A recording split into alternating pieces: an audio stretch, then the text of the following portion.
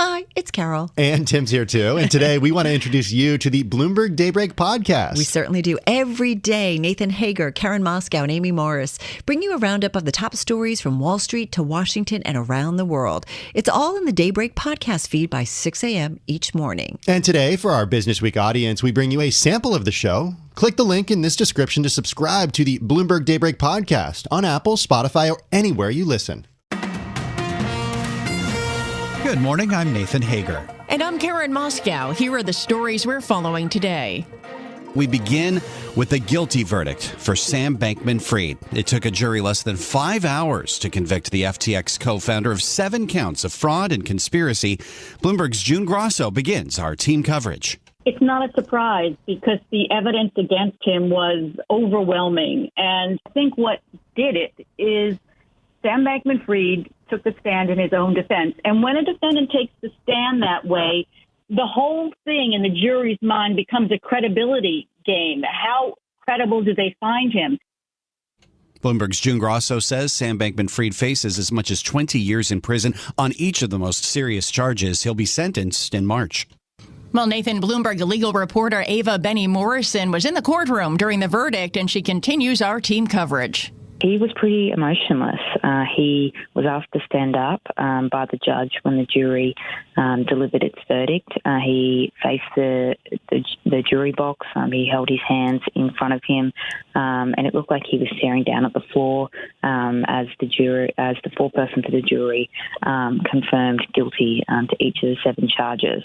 He then sat back down. When the jury walked out of the room, he was whispering with his lawyers.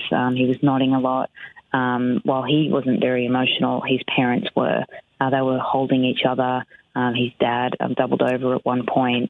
Bloomberg legal reporter Ava Benny Morrison reports Bankman's lawyer is considering an appeal. Hey, Karen, Bloomberg Businessweek investigative reporter Zeke Fox wrote a book on FTX's crypto roller coaster, and he says Bankman-Fried struggled under cross-examination. When his own lawyer was questioning him, he had a lot to say. But when the prosecution had their turn to cross-examine, he suddenly didn't remember anything. And in one moment that was dramatic, I mean, especially for me, the prosecutor asked him about the statement, there was more leeway.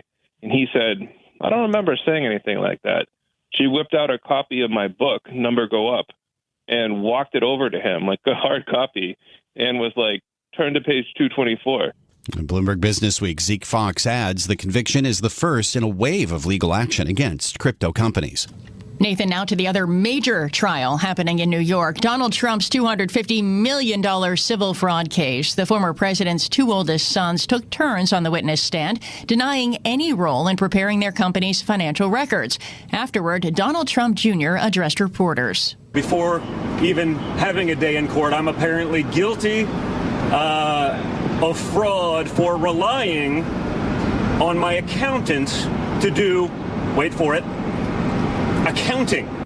Donald Trump Jr.'s brother Eric is set to continue testifying today. Their sister Ivanka will take the stand next week. She lost an appeal to delay her testimony. Well, Karen, we now turn to the war in the Middle East. Secretary of State Antony Blinken is back in Tel Aviv. We're determined that this conflict not spread, and we'll be talking to both the Israeli government and partners in the region about what all of us are doing to prevent that from happening. When Secretary of State Blinken's arrival comes as ground operations continue in Gaza, the Hamas-run health ministry says more than 9,000 Palestinians have died in the fighting. Israel says 17 of its soldiers have been killed.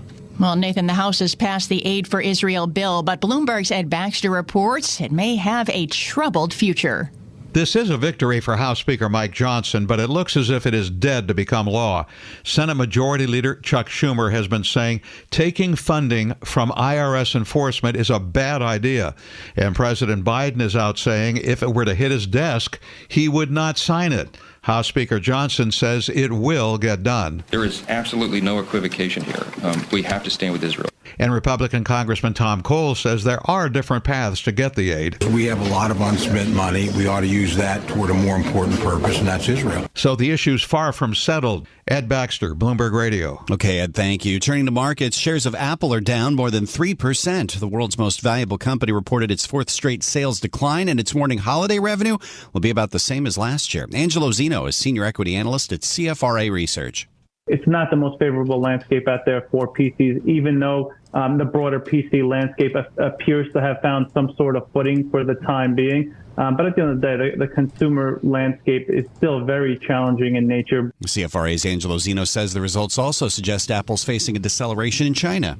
Well, Nathan, other stocks on the move this morning. Shares of DraftKings up 7%. The sports betting operator reported sales and player numbers that beat analysts' expectations. Block shares surging more than 18%. The payments giant run by Jack Dorsey again boosting its profit forecast for the year. And shares of Booking dropping as much as 7% in late trading. The company, formerly known as Priceline, says travel demand had been diminished by the Israel-Hamas war. And on the economic front, Karen, a busy week concludes with the October jobs report. A preview of that now from Bloomberg's Michael McKee.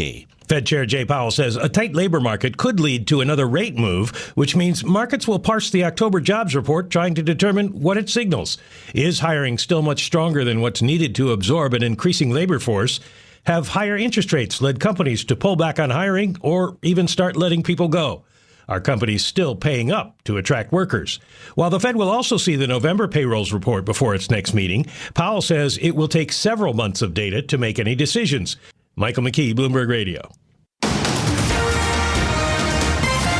All right, Nathan, thank you. It is time now for a look at some of the other stories making news around the world. And for that, we're joined by Bloomberg's John Tucker. John, good morning. And Karen, something may be rotten in the Big Apple. The mayor's fundraising campaign is under investigation. Let's get more on this report from Bloomberg's Michael Barr. Mayor Adams ditched a White House meeting on the migrant crisis and flew back to the city. The mayor explaining his abrupt return. Well, you probably heard the reports involving one of my campaign staffers. The staffer is lead fundraiser 25-year-old Brianna Suggs, whose Brooklyn home was raided by the FBI along with the officers of a New York construction firm called KSK. It made $14,000 in campaign contributions. The investigation is looking into whether the company, along with Turkish nationals, made improper donations. In New York, Michael Barr, Bloomberg Radio. Adams was supposed to be with the mayors of Chicago and Denver to ask Congress to approve President Biden's request of $1.4 billion to help the cities and states in the migrant crisis. Denver Mayor Mike Johnston. We're both grateful for what they've done. It's critical for us that this package passes over the next several weeks to get funding to cities. Otherwise, we'll have catastrophic impacts. The Democratic mayor is trying to put pressure on the Biden administration to address the humanitarian crisis caused by record crossings at the southern border. The Senate had voted 95-1 to confirm Admiral Linda Franchetti to be the next chief of naval operations, making her the first woman to be a U.S. military service chief. Senate Majority Leader Chuck Schumer. And Admiral Franchetti is an exceptional leader with a distinguished career serving our nation. I'm confident she has the experience, the skills, and the vision to succeed as the U.S. Navy's top officer. Franchetti's confirmation comes amid a temporary break from a blockade by Senator Tommy Tuberville that's stalling hundreds of military promotions. Riding high on historic contract wins against Detroit's automakers, UAW President Shawn Fain is confident he can now take on Tesla and its anti-union chief, Elon Musk. In an interview with Bloomberg yesterday, Fain said, "We can beat anybody." Global news 24 hours a day and whenever you want it with Bloomberg News Now. I'm John Tucker, and this is Bloomberg. Karen. All right, John, thanks. So we bring you news throughout the day here on Bloomberg Radio. But now you can get the latest news on demand whenever you want it. Subscribe to Bloomberg News Now to get the latest headlines at the click of a button. Get informed on your schedule. You can listen and subscribe to Bloomberg News Now on the Bloomberg Business app, Bloomberg.com, plus Apple, Spotify, and anywhere else you get your podcasts. Time now for the Bloomberg Sports Update. Here's John Stashower. John. Karen, week 9 of the NFL underway with an AFC game in Pittsburgh. The Steelers and Titans were tied at 10, then at 13. Pittsburgh trailed in the fourth quarter. Pickett in the shotgun, gets the snap, looks right. Deontay Johnson wide open. Touchdown, Pittsburgh. The Steelers march it 92 yards to take the lead. That's Deontay Johnson's first touchdown in what, a couple seasons? Yes. 20 games. WTVE had the call as the Steelers beat the Titans 20-16. Pittsburgh's 5-3. Tennessee is 3-5. In Victor Wembanyama's fifth NBA game, the Spurs rookie sensation scored 38 points. He had 10 rebounds, some highlight reel baskets as the San Antonio Spurs blew a 27-point lead, but still beat Phoenix 132-121. Philadelphia is 3-1, won by 15 over Toronto. Joel Embiid scored 28. The Pelicans are 4-1. They played without Zion Williamson. C.J. McCollum scored 33 in a win over Detroit. Orlando won by 2 at Utah. Paolo Banchero scored 30. The games tonight in the NBA mark the beginning of the NBA's in-season tournament. The Bruins are 9-0-1. They beat Toronto 3-2 in a shootout. Nelson Cruz announced his retirement at age 43, played 19 seasons for 8 different teams, hit 464 home runs. As expected, World Series ratings, the lowest ever. 130 baseball players will be free agents, heading the list, Shohei Ohtani. John Stanschauer, Bloomberg Sports. From coast to coast, from New York to San Francisco, Boston to Washington, D.C., nationwide on SiriusXM, the Bloomberg Business app, and Bloomberg.com. This is Bloomberg Daybreak. Good morning, I'm Nathan Hager. Guilty on all counts. After a month-long trial, Sam Bankman-Fried is convicted in one of the biggest cases of financial fraud in decades over the collapse of his FTX crypto empire. For more reaction to this outcome, we are joined now by Bloomberg law host June Grosso. June, it's good to have you back with us this morning. Of course, this came after more than 15 days of testimony that this jury heard. In the end, though, it did take only about 5 hours for those jurors to come back with a verdict. Your thoughts? Yeah, it was a very quick verdict. I think that the evidence in this case was overwhelming. The prosecution had not only documents that they could present, but they also had 3 insiders, 3 witnesses who were close friends of Sam Bankman-Fried, one a former girlfriend of his, who were in on the process, in on what happened. And they testified, and their testimony was very, conclusive. And the cross-examinations really didn't expose many holes in their testimony. And you also had the fact that Sam Bankman-Fried took the stand. And when a defendant takes the stand, the focus for the jury then becomes the credibility of that defendant. And while he did pretty well on direct examination, on cross-examination, the cross-examination was just withering. And he said, "I don't know," or words to that effect, more than 100 times.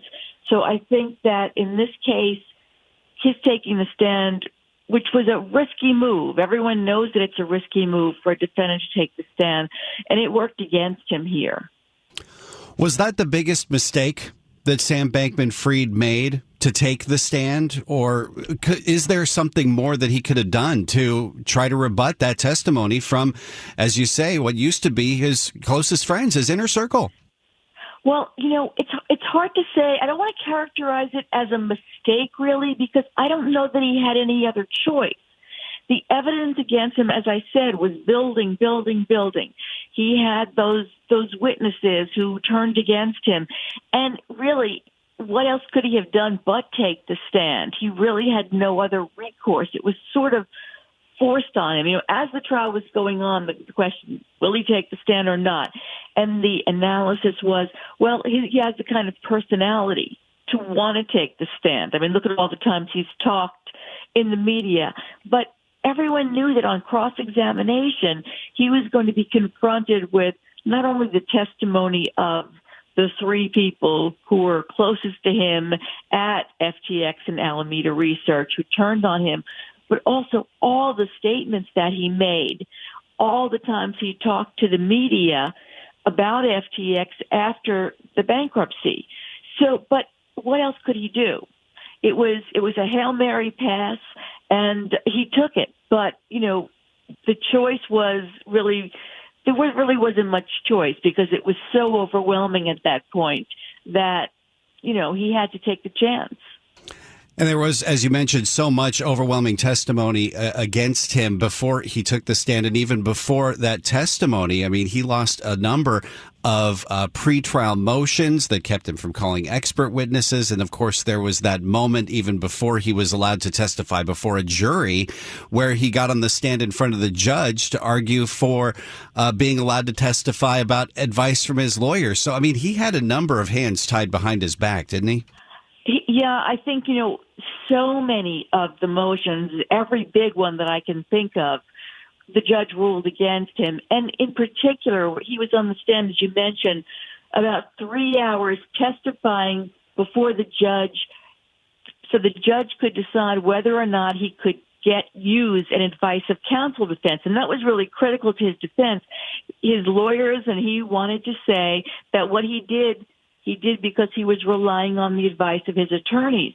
And the judge said that he could not do that. I mean, the judge even ruled before trial that they couldn't use that. They couldn't talk about that in their opening statements to the jury. And then he had those 3 hours on the stand where the judge decided that he couldn't use that and he couldn't talk about that in front of the jury. And that was really a hit on his defense. And if you go back, I mean, even before the trial, the judge, as you mentioned, said that he couldn't use expert witnesses. And the judge threw him into jail after he had communicated with the press. And that was really a surprise, too, because he had a huge bail package. And the defense was coming in to agree that day to a gag order.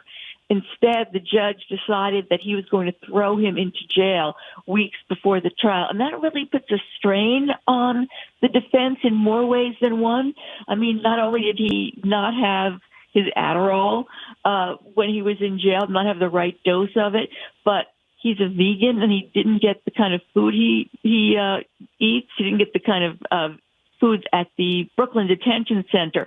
So everyone saw that he lost a lot of weight when he came to the courtroom. But more than that, it's very difficult to prepare for trial when you're behind bars and your lawyer has to make appointments to meet you and you don't have access to all the documents and, the internet and the things you need. So it really was an uphill battle for him from the very beginning.